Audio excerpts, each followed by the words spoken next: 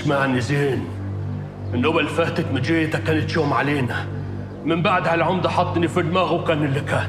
الله أعلم أنت عايز منه إيه، هو عايز منك إيه. أنا ماليش صالح، أنا عايز أعيش اليومين اللي باقي لي في حياتي كافي خير شري وأستر بيتي، لا عايز أعرف أسرارك ولا أسرار غيرك. يا عم صبحي اسمعني، أنا عايز أتكلم معاك.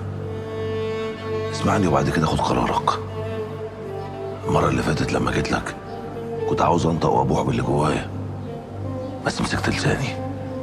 المرة دي أنا مش همشي غير لما أتكلم وأنت هتسمعني. يا أخويا اتكلم وخلصني، عايز إعاد. لسه بتتزربن لما بتبقى قلقان يا عم صبحي. اهدى على نفسك شوية، احنا مش حمل عرق طائلك زي زمان. أنت عرفت الكلام ده منين؟ أنا قلت لك أنت كنت أقرب واحد لأبويا الله يرحمه، كان دايما يحكي لي عنك إنك راجل وجدع وسند. واحنا اللي هنعيدوه نقولوه تاني وتالت ورابع؟ وإذا قلت لك إن أنا ماليش أصحاب من أساسه. محمد الجرحي. حماد؟ تاني بتقول لي حماد؟ مالك انت بحماد الجرحي عاد؟ لسه ما عرفتنيش يا عم صبحي، ده انت اللي علمتني مسكة الفاس وانا عيل صغير، وانت اللي علمتني الصلاة، وكنت دايما توصيني ادعي لي يا رفعت وانت بتصلي.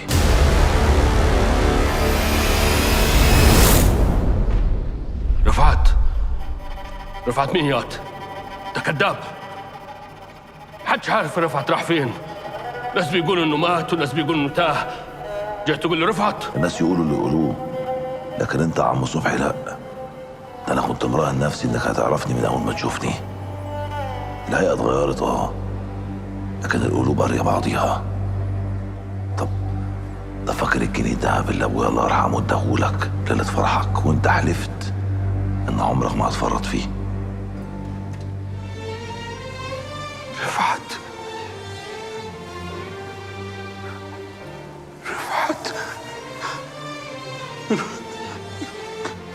كبرت يا ولدي، الحمد لله على سلامتك يا رفعت.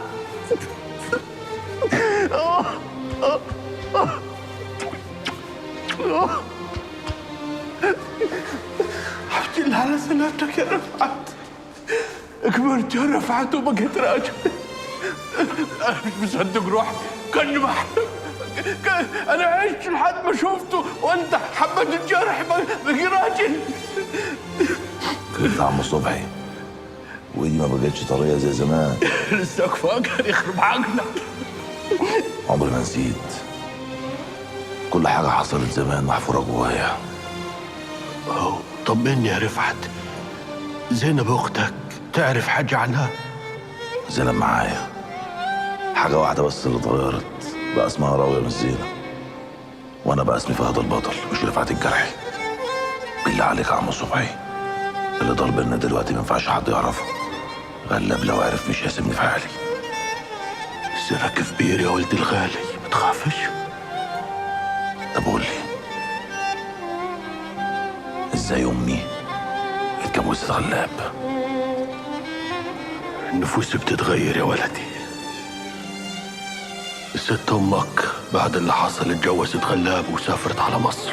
هو بيقول إنها ما كانتش قادرة تقعد هنا بعد اللي حصل، وهو كان ما بين هناك وهنا رايح جاي. قعدوا سنين وبعد كده رجعوا ومعاهم ولدهم عمرو.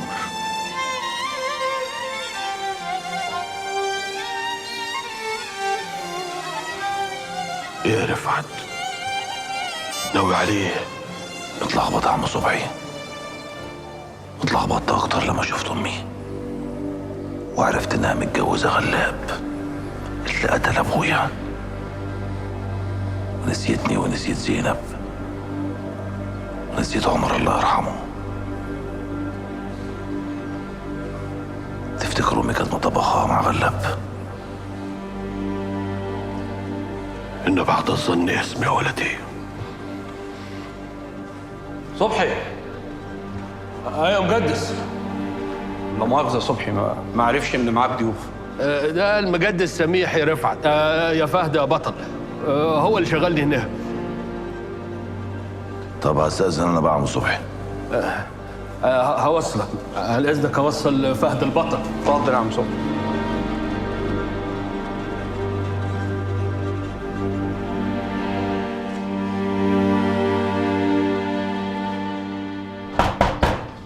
بالراحة يا عم اللي بتخبط يا عم، بالراحة. باشا البشوات وولي النعم.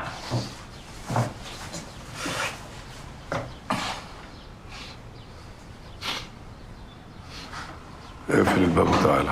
حصل.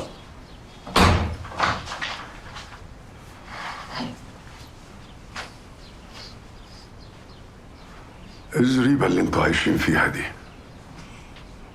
معلش يا معلم، ما رضناش يجيب حد ينظف عشان ما يتقطعش علينا. يا سلام، قمت تداروا في شقة هاشم، بتوفروا الفلوس اللي انا اديتها لكم، تشتغلوني صح؟ حسابنا بعدين. يلا دي انت هو غير هدومك وتعال ورايا. على فين يا ولي النعم؟ فهد البطل عرف كل حاجة.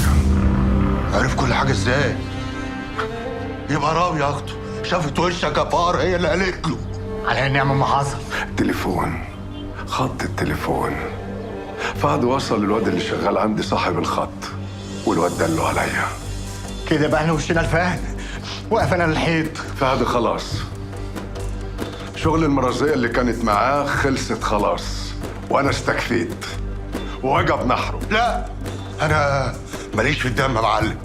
اصله لا مؤاخذة يعني ما بحبش البدلة الحمراء، ما بتليش عليا. طول عمرك قلبك خفيف يا ابو ناسم. انا كفيل اجيب لك رقبته. كان نفسي اجيب رقبة فهد البطل بايدي، بس ما عادش ينفع. انا هجيبها لك، هجيب لك رقبة فهد لغاية عندك، بس التمن كيلو دهب. كيلو؟ الغالي تمنه فيه. هجيب لك رقبة فهد لغاية عندك، ومش هتشوف السحنة دي تاني ابدا. يبقى الفتح على روح فهد البطل، وحلال عليك الكيلو.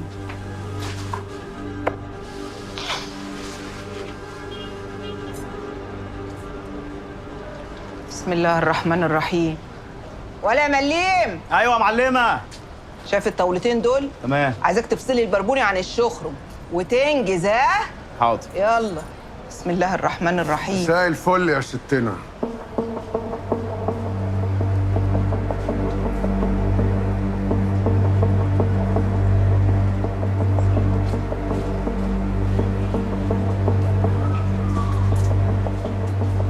ايه اللي جابك؟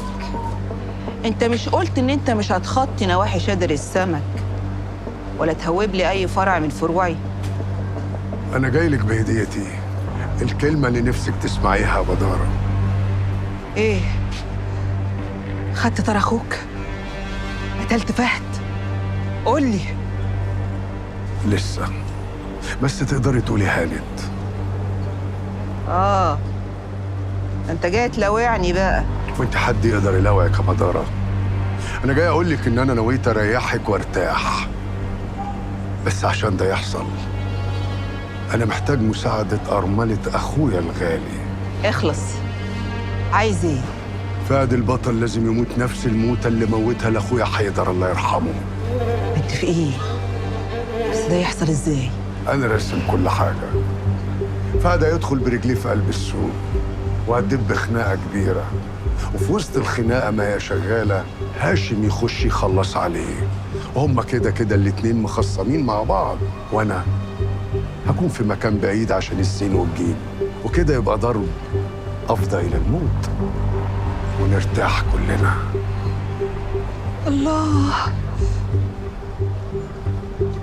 وساعتها هعمل صوان كبير قوي في قلب شادر السمك، اخد عزا حيدر الله يرحمه واروح ازوره في قبره واقول له ارتاح، ارتاح يا قلب بدارة من جوه. انا خدت طارك من اللي قتلك، خدت طارك وقطعت حسه من الدنيا.